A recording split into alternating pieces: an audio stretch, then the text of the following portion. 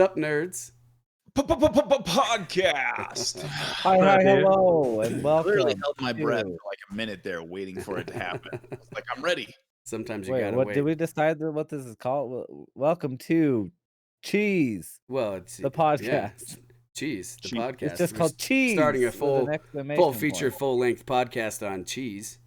That is correct. This is a podcast about cheating in video games. We've never had a podcast before, and we decided to start one. So Yeah. here it is.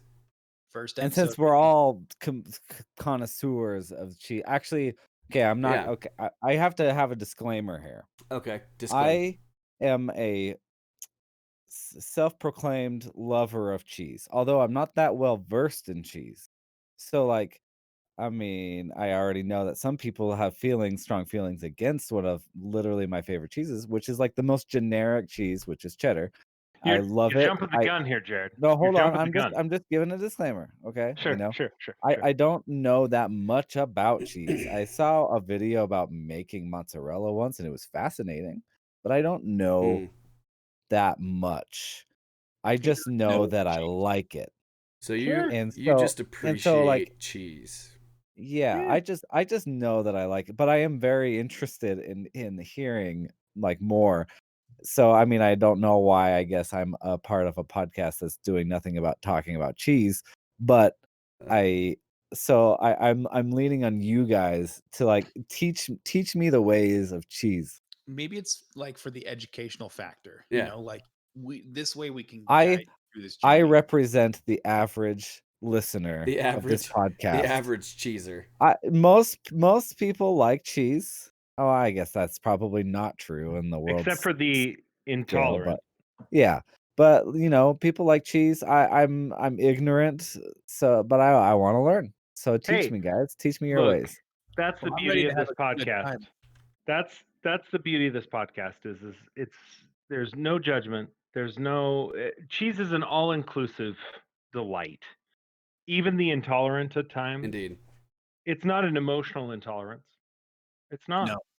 And no one can slight them for it. In fact, I have said on many occasions in my life that I would not wish lactose intolerance on my worst enemy because that means no cheese. Indeed. Now, mind you, we're going to focus mainly on cheese in this podcast. Oh yeah, but there's some other dairy that might come but up. yeah, beautiful dairy. Yogurt is actually very closely tied to cheese making. Chocolate. Now, we're going to get into that, of course, in later episodes when we do, Oh, you know, deeper Yeah. dives onto the different echelons of preparing different dairy products and how akin they can be to making This cheese. will be quite the series. You might It even will call be. it the deep dish cheese pizza. You know? That is correct. That is correct. We might Now, I touch do have on strong pizza. feelings on deep dish pizza, but You know, we're going to touch on pizza a little later, and we can We talk are. about that. It's okay. I mean, that's like episode 2 or 3 material, but I'm going to touch a little bit on it this evening, but not we like have to. in depth. We have to, because this is the introductory episode, yeah. right? Oh, We're I'll get beginning started. Jared's journey into deep diving of cheeses, which we Okay, yeah, ourselves, I'm here for it. yeah. I prefer the term fromagenaut. That was a really, really terrible joke, and I'm very sorry I said it out loud. But No. there you have it. I did want to add. I actually saw a TikTok earlier today On Um, cheese. on Just cheese. one? Yeah, cheese related. Oh, okay. It's one of those where the guy's like, when I tell people I'm lactose intolerant, and they're like, "Oh, that's too bad about cheese," and it like cuts to like dramatic music, and he's like, "Who told you that me being lactose intolerant meant I don't eat cheese? Yeah. Of course I eat cheese. It just has consequences." And I laughed really hard because I was like, "That's the cheese spirit. He doesn't That's care that it's going to make him sick because it's worth It's it. delicious. He just regardless. recognizes cheese consequences." Correct. Yeah. Correct. Yes. Anyways, I that's always call those barriers to entry, and some people are willing to pay the price. I think I still would be, even if I was lactose intolerant. I would be like, Yeah. well, guess I'm gonna have diarrhea the rest of my Yeah. life.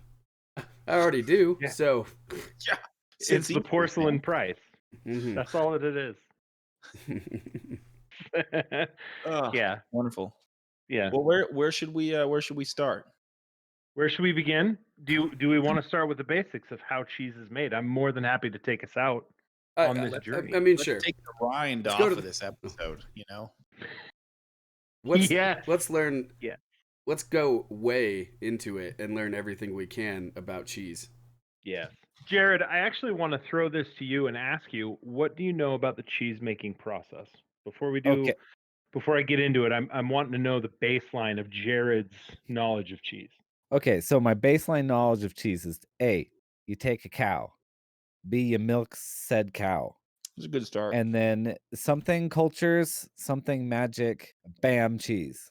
Exactly. That's close. Believe it or not, you're still even limiting yourself a little bit. Oh. There's of course different animals that produce milk that cheese can be made from. Goat milk. There's Human milk? also no, we don't talk about that because I have a very sensitive gag reflex. But sheep milk is actually something that tends to make a very soft and creamy cheese. But yes, you're basically essentially correct. You start with bringing cheese up to a warmer temperature, usually just shy of 200 degrees, so lower than a boiling pot of water. But milk has a lower boiling point, so about 190 is when you want to do it. You have to stir it constantly, of course, because otherwise it'll scorch on the bottom and ruin the whole batch. There's basically the 6 major steps. Our first, you are going to bring the cheese up to a heat and add acid to it because you need to raise the acidity of the milk. Okay. Makes it to where the lactose, which is basically the milk sugar, can be turned into lactic acid, and that will separate the milk into curds and whey, which we all know conceptually, right? Yeah, because like what's in the bowl? Usually, say that again. I said because I mean you gotta know Throwback. what's in the bowl, right? Yeah. Sorry, that's a really bad Andrew Dice Clay reference, and if you need to go and watch that, you should. Okay. You took All right. nursery rhymes and made them dirty, per se. Horrible. You could say, yeah. Okay. Continue. Okay. Curds and whey. Yeah. I'm sorry. My Andrew Dice Clay experience is actually pretty isolated. I haven't actually heard any of his stand up. I've seen him in many movies, but there I you wouldn't say any of it's good. It's just what Oh. it is. go. Okay. All right. All right. So curds and whey. Talk curdy to me. So I now regret Love that it. we didn't talk about how we need to make it a point to just throw every single pun out there, but also not No, acknowledge this- it among all of us. This is the dad that is a corner of Twitch. brilliant Just so idea. you're clear.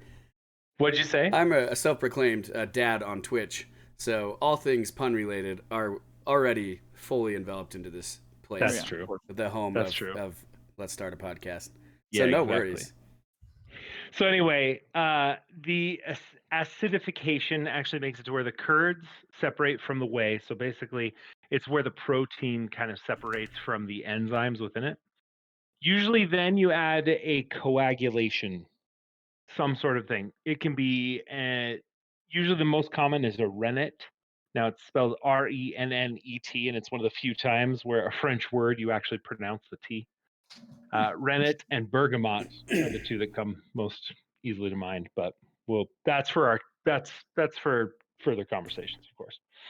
So then when you add the coagulant, it makes it to where the curd can actually restructure itself to where it on a molecular level can bind together to shape what you want in your cheese. We're getting sciencey in here.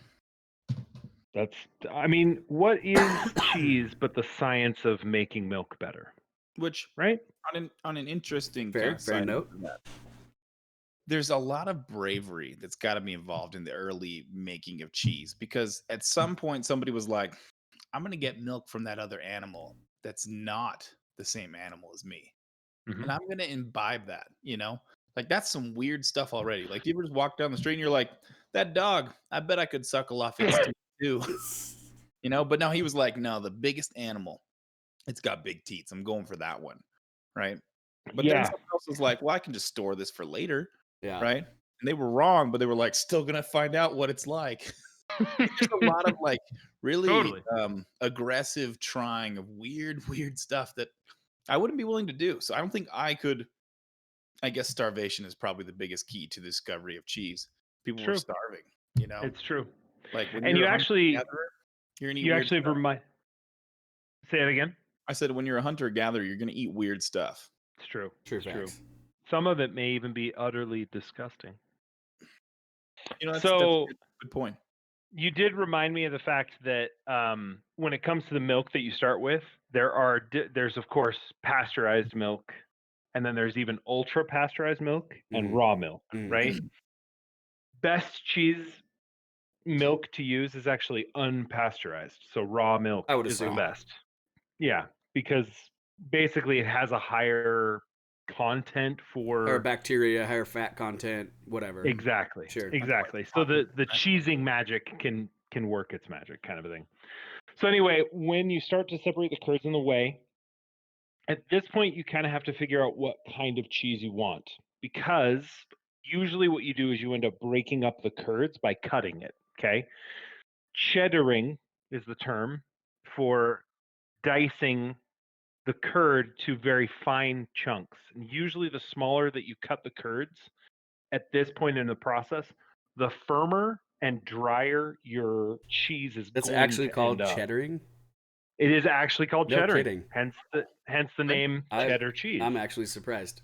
I Yeah, didn't know so that. That is interesting. there you go. So does that mean like you're talking like going from a really soft cheese like a Gouda versus like a Manchego? Yes. That's the difference in how you curd it. How you Totally. Like ricotta or a mascarpone, Mm-hmm. those two cheeses you actually can just not cut. You just leave the curd as it is, so that way it maintains a high degree of moisture. Usually for like a mozzarella or like even a Havarti or a Munster, like a softer cheese. Those you're going to cut the curds a little bit just to kind of make it to where it can dry out a little bit.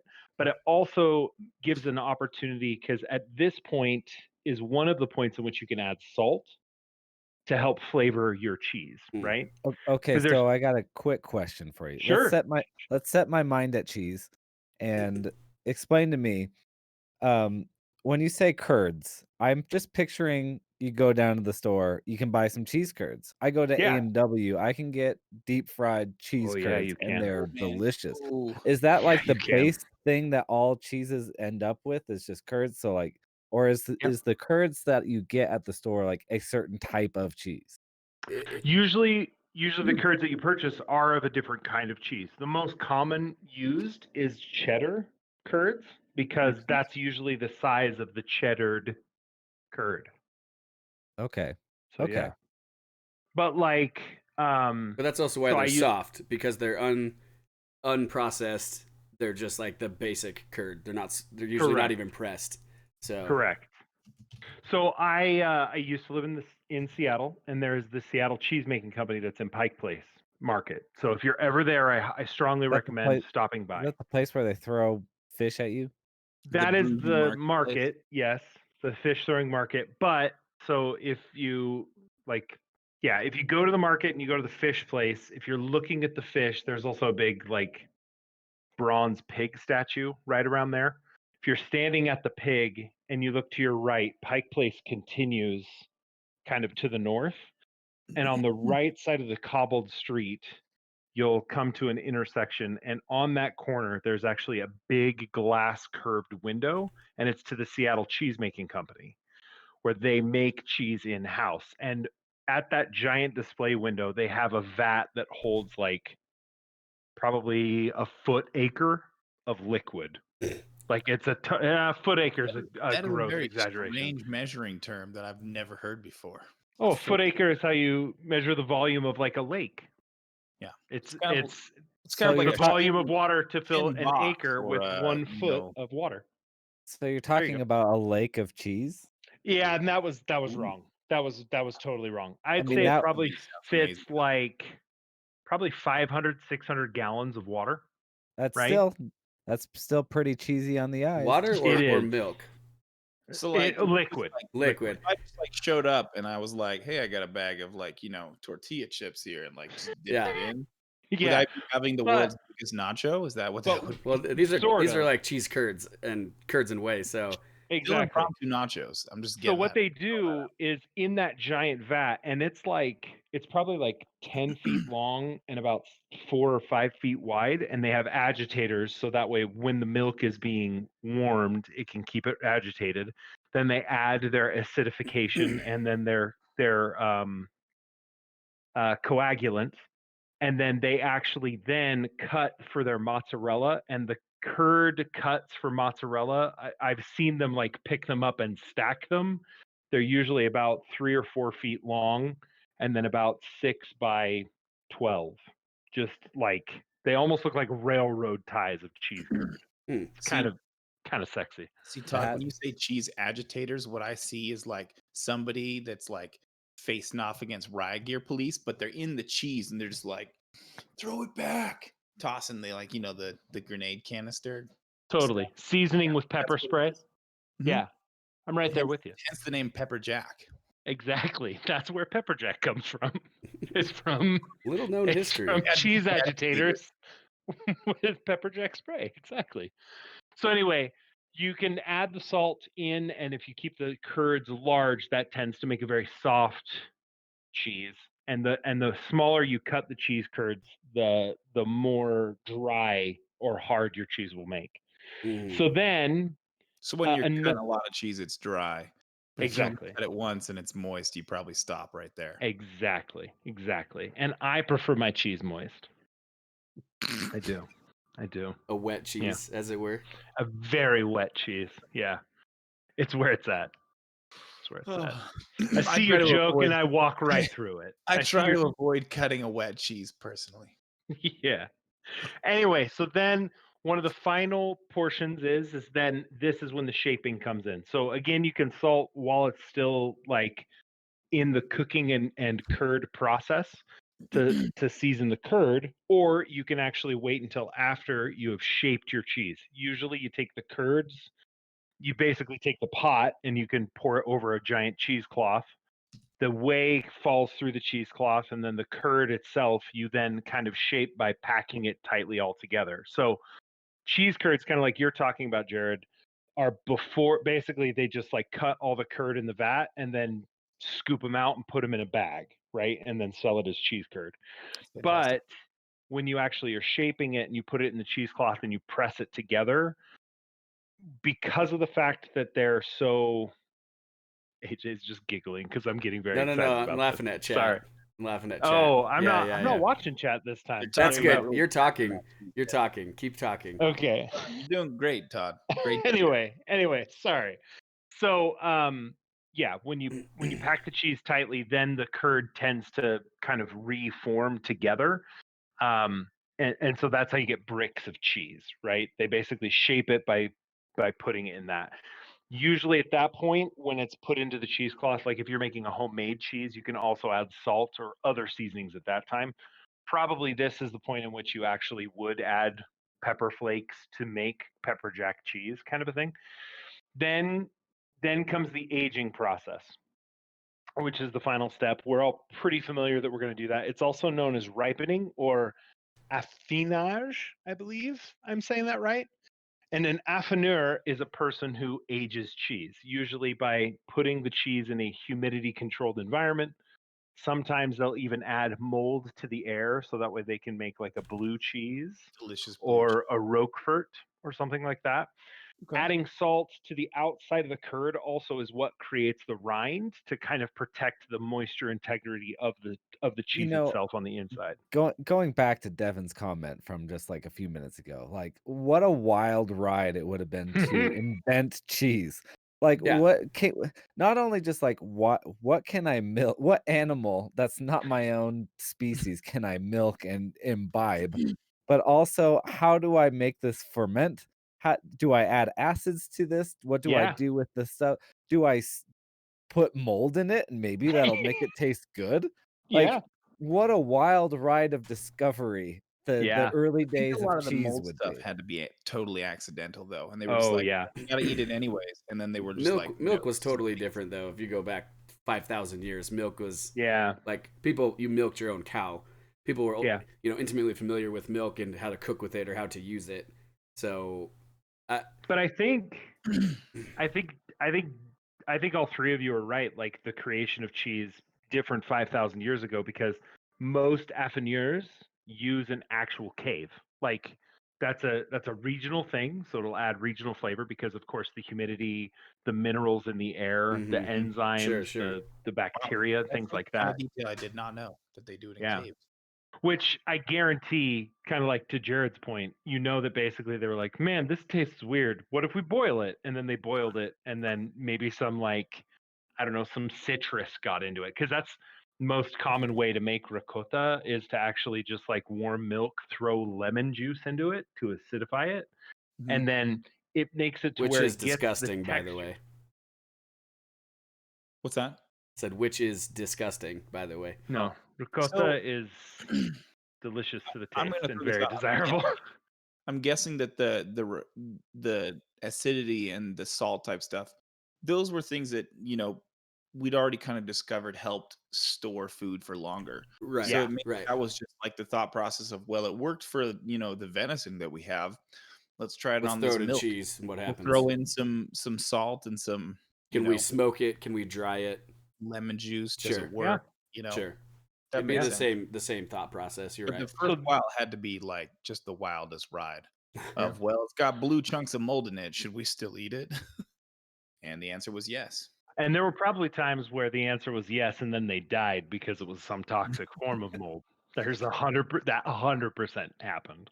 So anyway, Actually, that's how you make cheese. You I heat the mean, milk, you add acidity, you add some coagulant, you get the curd and the whey separated. You shape the curd and separate it completely from the whey.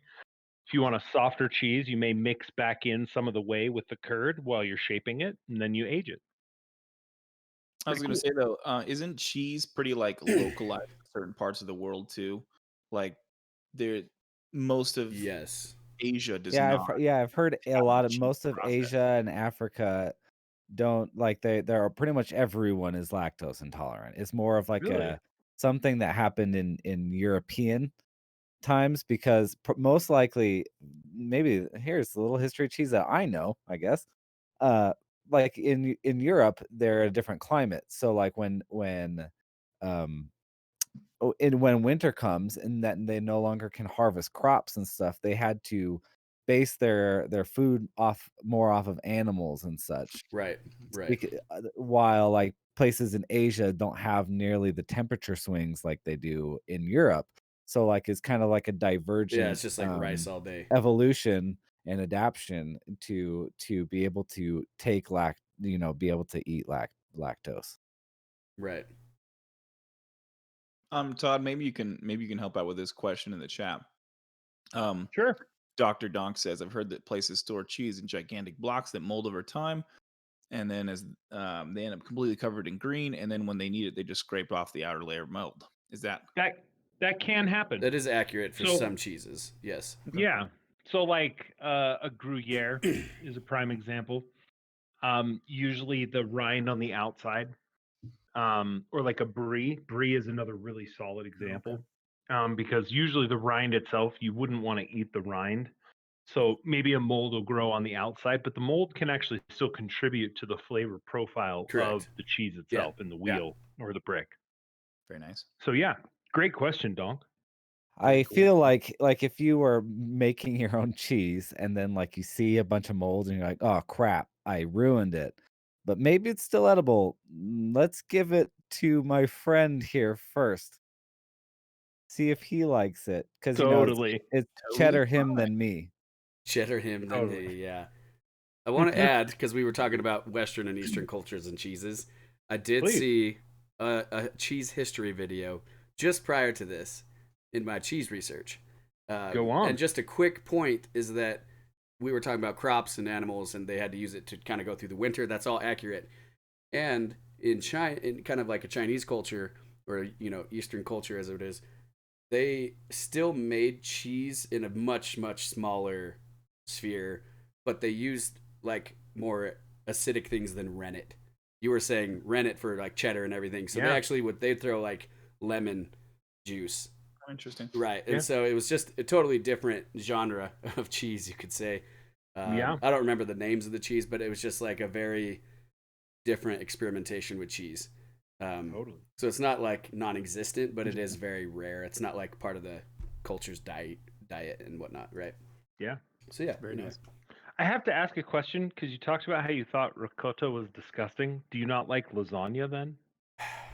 This is a lasagna's fine because it's a combination of flavors, but You like wouldn't just eat with a spoon. straight ricotta and straight like cottage cheese is Oh. very disgusting to me.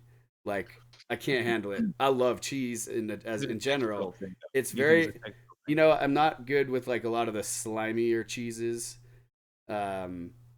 So maybe it's texture, but the taste has always been off to me too. Like, growing up my mom would have cottage cheese and throw different stuff into it, and it like no. it made me gag, honestly. So Dude, that was such like a 90s like food thing too. For Yeah, the longest yeah. time, they're like, "Oh, you're trying to eat healthy? Cottage cheese with But pineapple." I in it." do And really had like a lot of cottage lasagna. cheese and pineapple in my house growing up. And Yeah, I ate it, and I was like, "Yeah, this is fine." But now I'm looking back, and I'm like, "That was a weird choice." yeah. That was a I really was not weird about choice. the cottage cheese and pineapple for sure. Yeah, No doubt. wouldn't eat that today. Nope. I am a huge fan, and I also make a mean lasagna. So And lasagna, like I said, is good. I actually really like lasagna and Yeah, different. I think that whatever, in but like a baking process, a lot of those things fit. But just like eating them plain, I don't think that they were really like that wasn't the intention a lot of the time. Anyway, you can be wrong. That's I okay. might be. Yeah. Do you like cream cheese then? I love cream Oh, cheese. don't. cream cheese is- Okay. Okay, I have a theory. Okay, all right, kick it.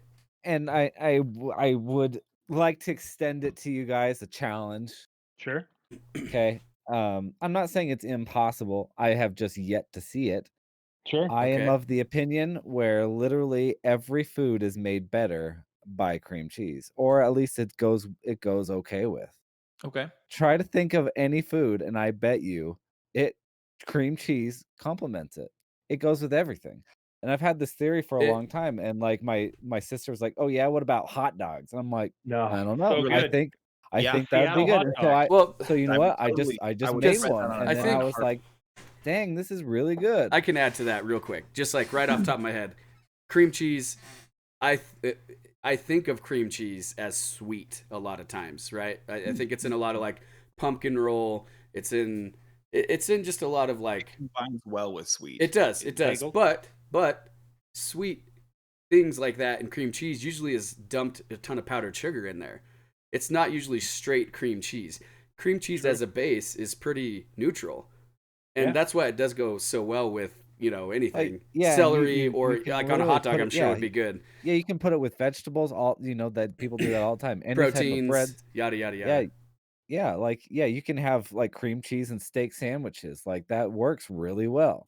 Dr. You Dong can have says cream cereal. cheese on pretty much any fruit, and that works really good. You think cereal and cream cheese would be good? Oh yeah. Oh yeah, I'm sure it would be. Yeah, I think it could work. I just the other 100%. night I had celery with cream cheese and everything bagel like Seasoning, we and did. It was really good. It actually wasn't bad. delicious. I just as of right now, and I've been thinking about it for years, I have not found a food that I think would be gross.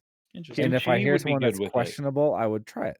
Okay, then I Kimchi actually is one that I was like, maybe that would be gross, but no, actually now I'm like, no, kimchi and cream cheese sounds really So, good. this actually really leads into the topic that I was going to talk about tonight. I had a Go lead up on. question, and this is perfect for it. So I'm going to talk about like, the cheese food essentials, if that's all right. Kind of like what foods would come to mind when we think of eating with, eating cheese. And to start it off, though, I wanted you guys to think about your favorite like Thai or Chinese food dish. Easy. And then think about how it would be with just adding in like some shredded cheddar or Monterey Jack or like some Colby or Gouda. Just in your head, think about it for a second. Oh, And then think, doesn't that sound horrible? Todd over Doesn't here that sound thinks disgusting. apparently It Todd like- doesn't like Yeah. cheese. It makes me almost gag just thinking about it. Like I can't some like drunken noodles with like Gouda chunks. I don't think it'd be that bad. I've tried it before. Okay. Because I'm a cheese junkie and I will put cheddar cheese on it, lots of stuff. So I've gotten Thai, and then I just cut a couple slices of cheese because in my go-to, especially like Mexican, I'm just like, oh yeah, I'll just have like some pieces of cheese along with this, whatever it is I'm eating. Mhm. And yeah, it does not. It surprisingly does not go together. Yeah. Yeah, And I think yeah. it's one of those things where like the Hmm. palate and like the flavors that are used just don't work. Either it's too much or they just don't complement each other. And maybe that's why it's not like it's continued to be a tradition. Or maybe it's learned behavior and we just can't get past it now. But when you said cream cheese, that was my thought. I was like, oh man, could it go in some of those dishes? And weirdly enough, I was like, if it melted down, I don't think it would like ruin like No, Thai, I don't. like a pad I Thai don't think might it be would. okay with cream cheese. But if I were to put like any other shredded cheese or like melted cheese on top of it, it sounds disgusting to me. Like just kills it, kills the food. Yeah, cream Um, cheese with like a stir-fried basil.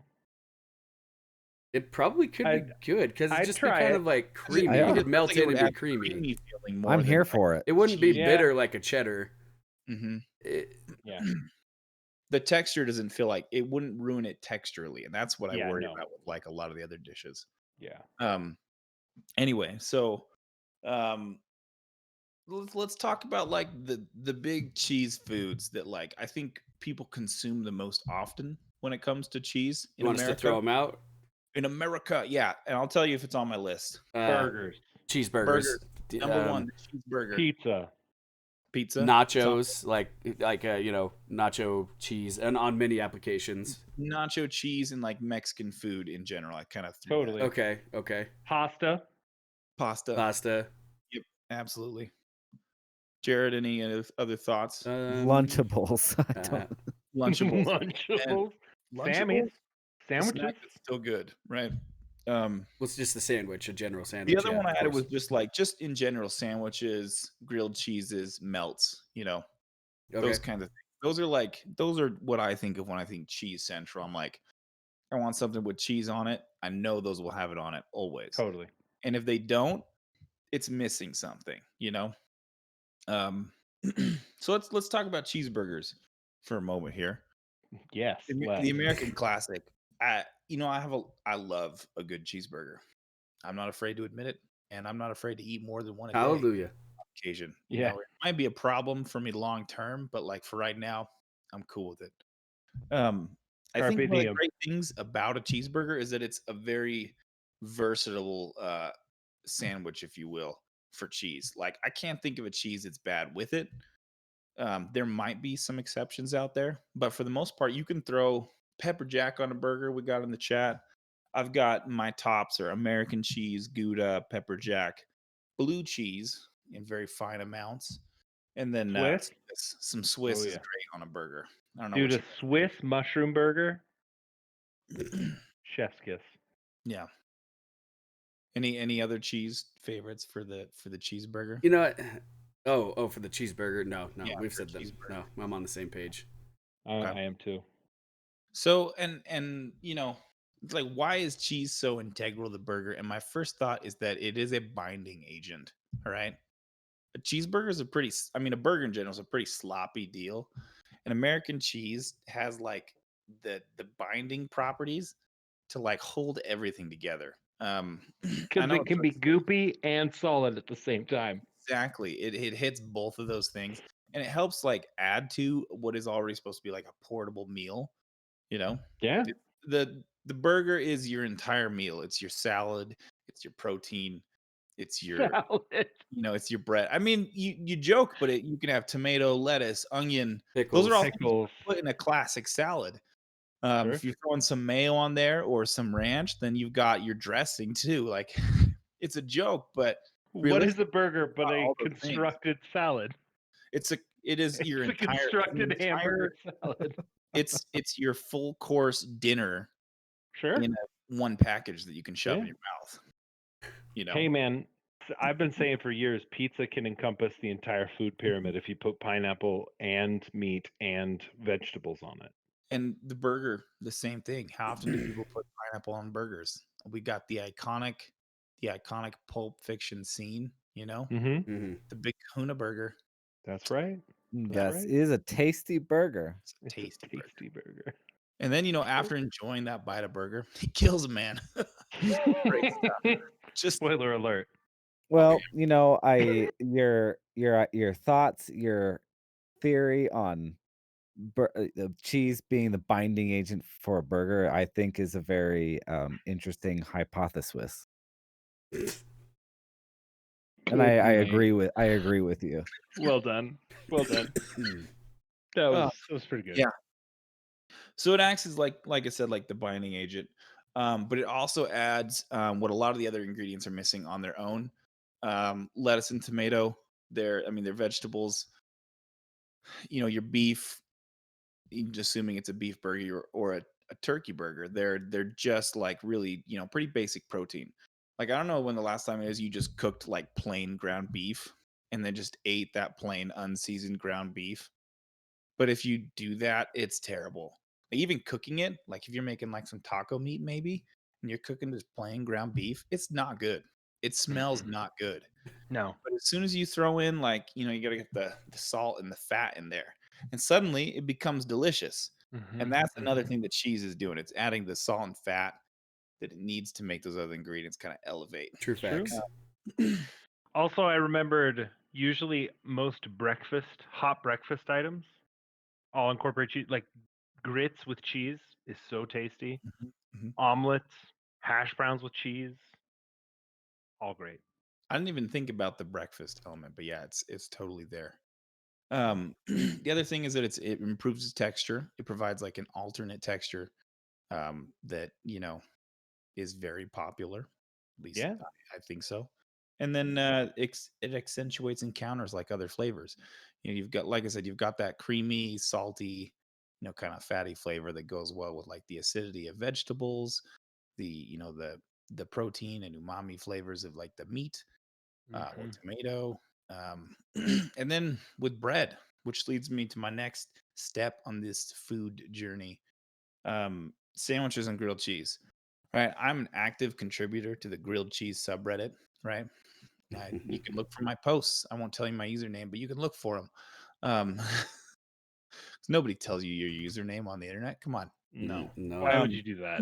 Yeah, that'd be a Idiot. big mistake. I could delete a profile and build my cheese reputation up again.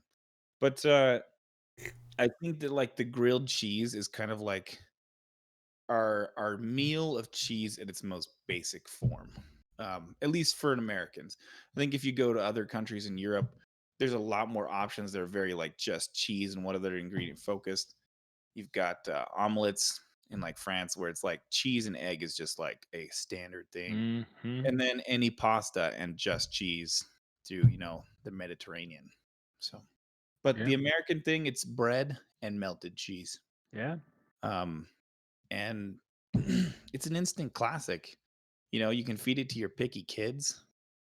You can feed it yourself. There's really not like an age group that doesn't like a grilled cheese, I feel like. True facts.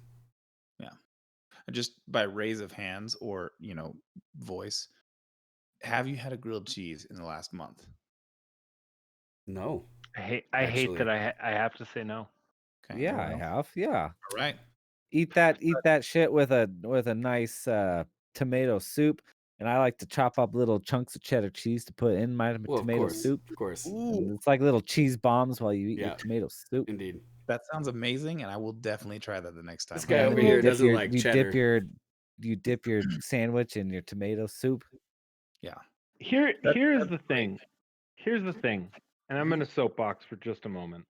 Oh boy. Cheddar, Jared, you said it yourself at the very beginning of this. Here it is. New to cheese. Oh yeah, you're new to cheese. Here is the thing. There is no dish in which you have cheddar cheese that's not made better by choosing almost literally a different cheese every time. I'm eating cheese right now. Yeah, is it cheddar? That's a bold no, it's statement. not, because you don't hate yourself. That's a bold statement. That is a bold statement. Okay, let me tell you my love for cheddar. Like Cheddar. legitimately really, really like cheddar. Sure. And so, for example, I get so much shit for this because my dad will go to Costco, and you can get at Costco what is it's Tillamook cheese. Yeah, it's just cheddar, sharp cheddar cheese. Tillamoose? It's about 2 feet long. Oh, and it's about like 3 by 3 brick. Yeah. This is a shitload of cheese. Yeah. I can eat it in a week. Sure. Oh wow. I Now just do it get with cravings Colby for Jack. cheese. Now just I do it with Colby Jack. No, and I your would. life will There's be no way way. better. There's no way I would do that. Like cheddar cheese just gets me. I will Sharp just cheddar be like, I am very hungry good. for some sharp cheddar, so I will go and I will cut off like 3-4 big thick slices of cheese and just go sit in my bed and eat cheddar like a troll. I don't know. I like to add Just like eat lunch in meat and my crackers bed. to that, I think but Brent had the But that's immovable not what I'm object, getting but at here. the unstoppable force right here. My argument is that cheddar is just the most accessible. It's the scut cheese in my mind. American, I would give probably a tier below, but I would apply American cheese over cheddar to almost anything because I like American cheese more. But here's the thing: grilled cheese, prime example, right? We were just talking about it. Grilled cheese, cheddar does not have the appropriate pH balance for a good grilled cheese. With a grilled cheese, you want a cheese to that me. is soft enough to be like when you pull it apart, it's like stringy, or you get that like oozy picture you get from like the Kraft Singles commercial. A Kraft Single is a good grilled cheese because it does again remain solid while also being a liquid. It's this weird, gross thing, but it's amazing. But like Havarti or Munster, Havarti is very those are good. both far better than cheddar in a grilled But cheese. you are in my talking a opinion. cooking application. I mean, he's arguing he's just Sure. pounding it. Sure, I can kind of see that, but also I would argue Wait. that it's even better if they're just in combination. A grilled cheese sandwich that has cheddar and And Havarti and Gouda is really, really, really good. I was going to Agreed. add to that. Agreed. I agree that the best right. combination of cheeses for a grilled cheese is an American and some other cheese that doesn't get quite as that same like melting point as American. Not because I don't want that gooiness, but it just adds something different to a grilled cheese. In fact, my most recent was a American cheese and Gouda, like a smoked Gouda. Like a regular Gouda melts better, but a smoked does not melt quite as well. So I will say also part of your against your point here. I mean, I understand that for sure. Now, I lived for a time in Mexico, and for all of my time there, they don't eat cheddar cheese. Cheddar No. cheese is not a It's thing. not. Yeah. Queso And fresco, a cheddar yeah, they have jack. yeah, Oaxaca. They have all these really Yeah. good cheeses, and I Queso really blanco. really liked their cheese as with all their stuff, right? Yeah. But man, I really, really missed cheddar a lot of the times, and I would literally every time I was at the grocery store, I would look for it because it was like, man, just not having it so accessible. I don't know. Maybe absence makes the heart grow fondue. Yeah, it's just I can't like cheddar is my last cheese that I would ever put on a burger. Like I'd put pepper jack on a burger before I'd put cheddar No doubt. any day of the week. No doubt. I Okay, agree so with the pepper real- jack statement, but I still love cheddar. What is everybody's desert island cheese Ooh. right now? Ooh. You only get to take one. Can I take two? Nope. Extra sharp cheddar. Gross. I think we So know gross. it's like it's done deal. I think I'd actually go Gouda. It Any is form of so Gouda? Gouda. Of Gouda. It's Gouda? very versatile too. It is A pretty smoked Gouda is preferred. I mean, you can smoke it once it's there. That's So true. I could smoke it gotta- on my own. So I would go an unsmoked because the applications for unsmoked Gouda are a little bit more extensive than a regular Gouda, or than a smoked Gouda. But I'm probably gonna have to say pepper jack, honestly, but Oof, a solid pull. quality pepper jack, not just a store bought brand garbage. I think that Dude, the Tillamook Gouda is good. combo you can get at Costco where it's got the habanero Oh. pepper jack. Dude, I'm love gone habanero. every time. So I really good. did want to say white, extra sharp cheddar. Jared, if you haven't had white sharp cheddar like recently, that's a step up above regular sharp cheddar. Nonetheless, pepper jack, I'm gonna have to say is the answer. So kind of a little point to add to the cheddar conversation here. Sure. I think that cheddar is one of the most receptive to other ingredients in the cheese as well. A peppercorn cheddar is amazing. A caramelized or smoked onions cheddar is amazing. I've tried a lot of cheddars that have different things kind of infused in them, like apple smoked. There's a Because lot of nobody does different that to any options. other cheese because it's the easiest cheese to make and I it's the don't, I simplest don't, I think flavor it's a profile. good base profile though. but I've had a bacon and onion Gouda, and it was not tasty. It was kind of too much. And I think it's just because Gouda has enough flavor on its own. And I'm not saying that cheddar doesn't have flavor. I'm saying that it's more receptive of those other things. So like if I'm making a cheese tray, which I do pretty regularly, I almost A always go for charcuterie. yes. Except I don't put other stuff on it. It's just cheese. So it's just a cheese tray. Technically, a charcuterie doesn't normally Well, include other things, but well, I'll still use just cheese tray because yeah. that's what I care about, right? Fancy words. It's all about the Is that cheese. right? Now I'm questioning myself. Continue. But I almost always pick up a couple types of cheddar that have like different ingredients in them. I think that it just goes really well with other stuff. Also, if you ever want to eat like an apple with cheese, I think that it goes best with cheddar. A nice sharp cheddar with apple is very good, Man, even though it doesn't really good. sound good. again, Gouda. Like Gouda with apple. Oh, so good. So good compared to cheddar. Because my main issue with cheddar is that it overpowers a lot of the other flavors. Like See, I the disagree with that. sharper the cheddar, the more you taste the cheddar over anything else. Interesting. Like, So I think that it's just a really good complementary flavor. I think it's super. Sure. It's a Don't base put it flavor. on everything. No, I don't put on everything, but I think it's more of a basic. Like he just said, Gouda is too powerful. Mhm. Gouda's delicious, but Yeah. smoked Gouda and bacon is like that's a lot of like flavor clash, and they're still good, but I think it's he just said it's too strong is all, and I can understand where he's coming from, but the Sure. cheddar is more basic. That's all. What do you have any other cooking? Yeah, Cooking we didn't quite highlights? make it too, but going on with sandwiches, we just should real let quick, people be free though. we're Here gonna in have a a bit. whole episode. I swear, we'll have a whole episode about Totally. the Philly cheese. All right. Ooh, We're yeah. also going to have an episode that's going to be the great melt versus grilled cheese debate. I like that. I like that. Yep. But yeah, the Philly is like its own beast of how cheese interacts with that sandwich culturally. Mm-hmm. A lot to talk about there, but I love a good Philly, Yeah. and cheese is what makes it happen. Yeah. And then Italian dishes. I don't think there's really. I mean, can any of you, just off the top of your head, think of an Italian dish that is like not I mean, revolving around cheese in some way, yeah.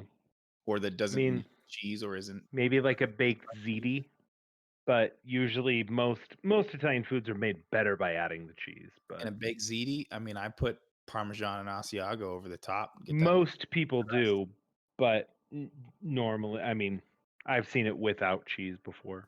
So But yeah, I mean, and that's also where you really get into mozzarella's. Like mozzarella is its own beast in the cheese world. It feels like Mhm. we on there, but like with Yeah. Italian food, that's like the big mozzarella, provolone, and then your really dry, hard cheeses that are used kind of as like seasoning and flavoring, not just as like a main element of the dish. And then Mexican food, Jared brought this up quite a bit already, but in Mexico, I don't think I ever had any like Colby Jack, Monterey. Never had any pepper jack. Never had No. any cheddar. It was queso Oaxaca and cotija. Like the really dry, salty cheeses. And Oaxaca's it's got some similarities to mozzarella, I would say. Very similar to mozzarella. But I mean, it's there's not Mexico's really, like, version of string cheese. Right. Mhm. Right. and there's not a lot of like dishes that revolve around it. It's more like there's a few exceptions where they throw it in, or it's like a seasoning on top, especially the cotija. But so like it's interesting that there's such a strong connection between Mexican food and cheddar, or like cheese in general in the United States, when it just doesn't really exist in Mexico. Correct. give me a queso fresco. Give me a Mott's, even a Colby Jack combo. on a taco, a burrito, Oh, it's good, quesadilla. and I Way enjoy it. better than cheddar for me. But it feels like that's more American culture leaking into Mexican food than True. Mexican culture and Mexican food, but, like, from The the heart. Tex-Mex Yeah. jurisdiction. Correct. Right. And there's more cheese in the foods the further you go closer to, like, the Texas border. I mean, that is where Monterrey is. But There you go. if you're in Mexico City or further south, you're not gonna run into a lot of cheese as, like, a True. star of a dish. True.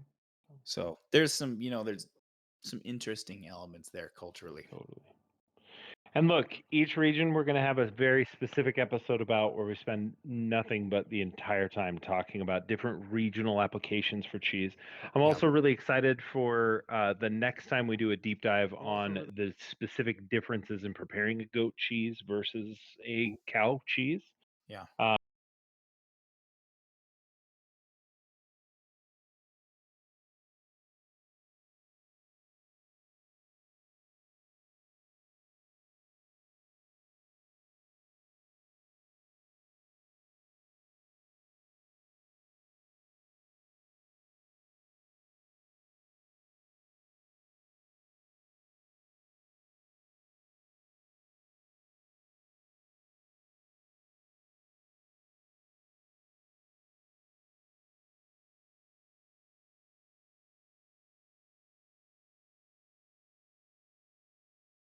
It even means money, Todd. That's how universal it is.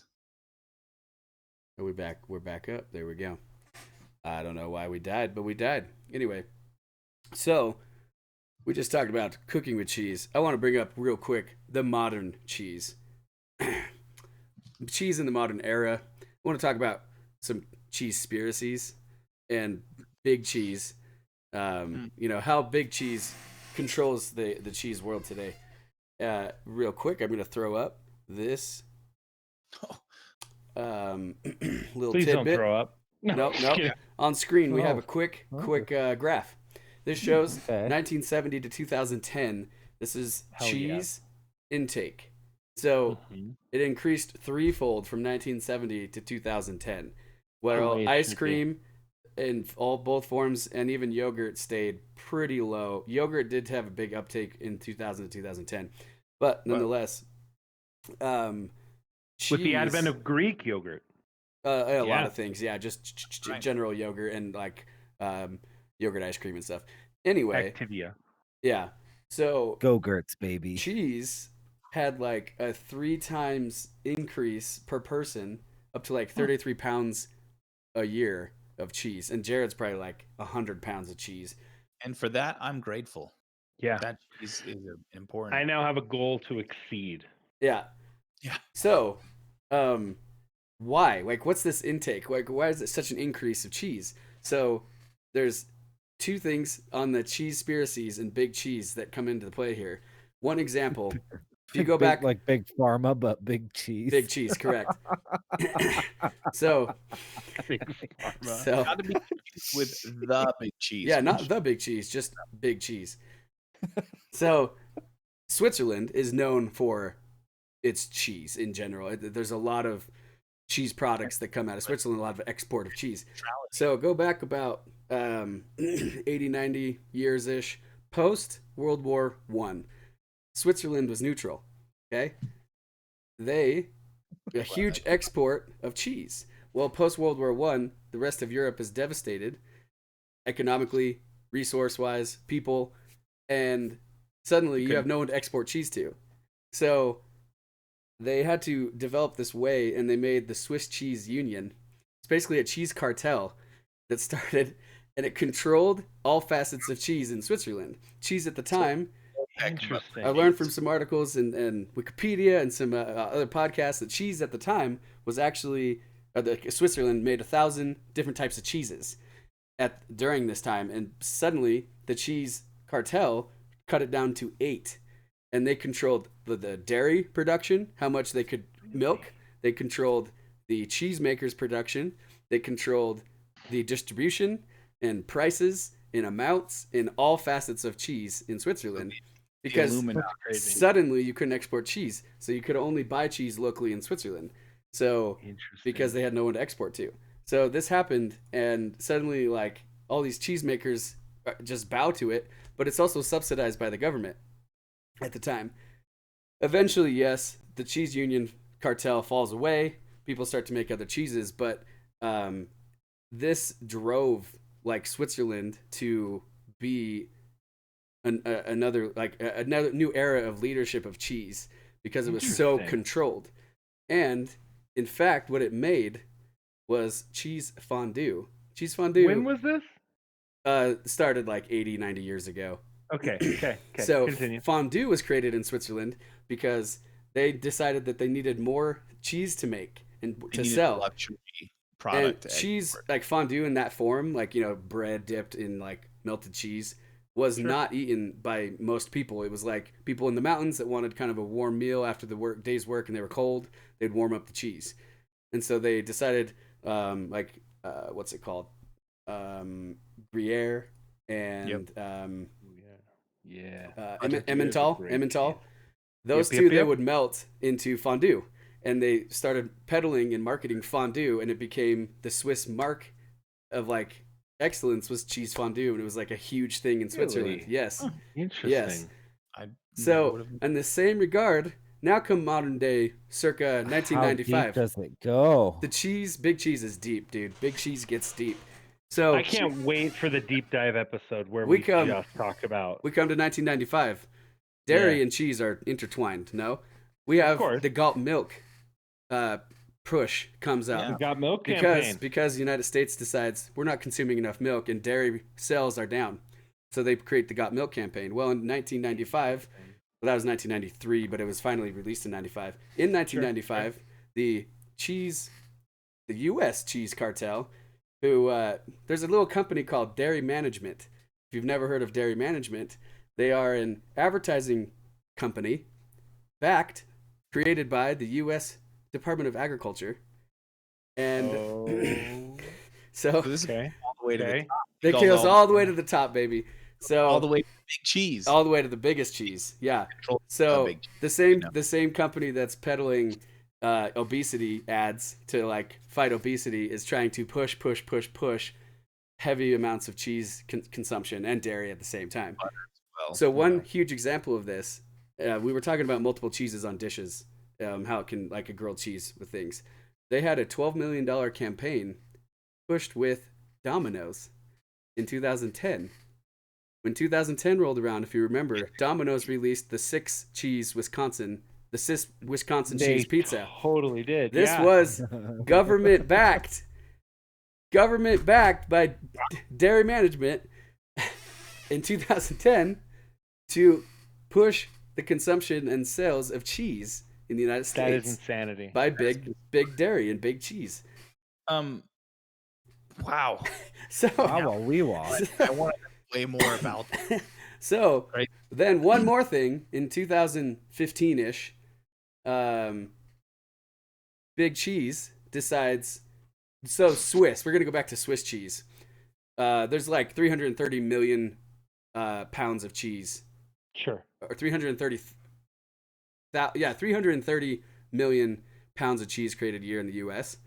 Okay. Sure. and roughly, and they decided that Swiss cheese was too hard to cut because the holes, eyes as they're called in Swiss cheese, were too big. So it was too much of a burden on cheese slicing machines to cut them. So they lobbied, Big Cheese lobbied, to have cheese grading, grade A, grade B cheese, what have you. Yeah. Yeah. It used to be 11/16 to 13/16 were the eyes for a grade A Swiss. Well, they lobbied to create a 3/16 eye to be considered the grade A Swiss, Ooh, to try and force smaller. God. so that they Oh. could produce more cheese and not be a burden on the cutters, the slicing machines, so they didn't have to develop new slicing machines. What was the priority for sales? So Correct. We're still getting grade A Swiss and not complaining about the holes being changed. Correct. That Wow. But that changes that the is whole. crazy. That changes not- what you consider Swiss cheese to be. Right. That's So- correct because it changes the chemical composition because the larger Correct. the holes, The more the- bacteria and more flavor. Mhm. Yep. Build. Yep. Mhm, Yep. mhm. Exactly right. Okay. tendency to change what we know as Swiss. So in like 50 people won't even recognize a Swiss from when we were growing up. right. It's a True. cheese. Correct. And Swiss being the price it is, if you had like a 16-ounce block of cheese and a 12-ounce block of cheese, they'd sell for the same price. That's a direct result from like the cheese union cartel carrying down into today. So more or less, big cheese and cheese history is quite interesting. And dairy products and cheese, along like mainly cheese, but because of big dairy and lobbying and cheesespiracies, I do have a question. being and this pushed. is for everybody. Do you think that the reason the cheese is being pushed so much is that it consumes a lot of milk to create cheese? Like, you can't drink a gallon of milk every day. I have another fact on that vein. Cheese production or milk production has gone up over the last decade. Milk Makes sales have gone slightly in decline. But cheese has gone up. Cheese has seemingly gone up in cheese sales, yes. So But most of our milk is now going to cheese instead of going to milk drinking. well, I don't know Or if most, or but it is what it but does. also under the previous presidential administration, Rain. Big Cheese or Big Dairy lobbied with NAFTA and with President to be able to export more dairy to Canada. So there's like 50,000 more metric tons that they could export because milk declined in sales. So Big Cheese runs deep. Yeah. It Wow. really does. That's It really does. literally the Man. moments of tonight is how big cheese. See, these are the kind of conspiracy theories that I like, not the Yeah. freaking incels Yeah. on Reddit. Amazing. Like, there's a group The of people incel. like, we're gonna make America eat twice as much cheddar. And Yeah. you're in the room like, why am I eating so much cheddar? I mean, I love it, but why? So a quick excerpt from this little article said in July in 2010, Dairy Management released a report stemming our lack of interest in milk. It said that it's been a painful time for fluid milk industry. Dairy Management remains partnered with McDonald's, Pizza Hut, and Domino's to create new and innovative products using dairy to delight consumers. That's why they started doing stuffed crust pizza. Huh. It's another. That's around the same I'm time sure there. it's another push. Indeed. Makes sense. Yeah. Anyway, Huh. You know, if they want to sell Interesting. more milk, they got to start doing more milk flavors like they do in Japan and other Because the places. Got Milk campaign started around the time that Pizza Hut introduced the stuffed crust. and Yeah. milk flavors. So in schools, you have non-fat milk flavors like strawberry and chocolate. Well, under also the previous administration, those were lobbied backwards, or back to how they used to be. So now you can have 1% and 2% strawberry and chocolate milk in schools to sell Really? more milk. Yes, Get more. because previous to that, there was like 288 million half pints that were less consumed in schools. Michelle Obama would be so mad. She's probably Yeah. fuming about it. I don't think milk fat is bad. Like I have no issue with kids consuming 1% and 2% milk. That's not a big deal to me. But it still You is gotta the hold efforts about of why cheese Big is not a problem. Cheese and Big Dairy to lobby efforts and cheesespiracies to change for their dollar. I also just realized that this episode probably enrages every vegan that will come into contact with it. Possibly. And for that, I'm sorry. We can do a Let's just how straight bad- up say right now, if you're vegan, this podcast not for you. Not for Yeah. you. True. We're saying this now, an hour and 10 minutes into it. So if you're very mad, I'm sorry, Sorry you waited this But- long to turn but it off. maybe this not for you. Yeah. Yeah. Right. It's true. If you made Oh, it through this man. whole hour of cheese talk, I you're- will say this. I have had vegan cheese, would eat cheddar over vegan cheese. So there you go. Interesting. Well, no, we should look at you. we just There talk you about go. how bad different vegan cheeses are. But Like this is terrible, but also it's gross. Hey, don't spoil episodes for later season. nonetheless, Yeah, Jared, yeah. do you have any? We'll give a little teaser. We might have a guest appearance. Oh, Someone you might know, someone very closely related to cheese, because her name is Brie Larson. Oh, what? Yep. Yeah. And also maybe Justin Bieber might show up. as Oh, well. boy. But, Or Allison know, Brie. You'd have Mhm. like yeah, an yeah. invite list and guests that have already agreed to come on the podcast. yeah. We also are going to have the head of the cheese cartel in Switzerland. But we'll probably It have doesn't to- exist anymore, but they don't talk about it. The voice has to be disguised, and he won't show his face. That'd be funny. Okay. All right. I am currently trying to book the CEO of Tillamook. We're gonna see how that goes. Okay. We're gonna see how that goes. Nice, His nice. people, I would, their asking price is a little more than our producer can afford. you know, now that So, they're breaking up, Actually, that what she's he's broken up with Kanye, we might be able to get Kim Kardashian. Oh, Kardashian. and with that, thank you for joining us. As we say at the end of every episode of Cheese, if cheese makes your life better as a whole, somebody else finish it. have some Swiss. go down to 3/16. You know, if it makes your life better as a whole, have some Swiss, right? Am I right? Oh yeah, yeah. I was looking for a rhyme, but that's good. Oh, Don't be so cheesy. Come on. and Goodbye. All right. What we do say though is cheese the day. So with that, Yeah. we will call it a night.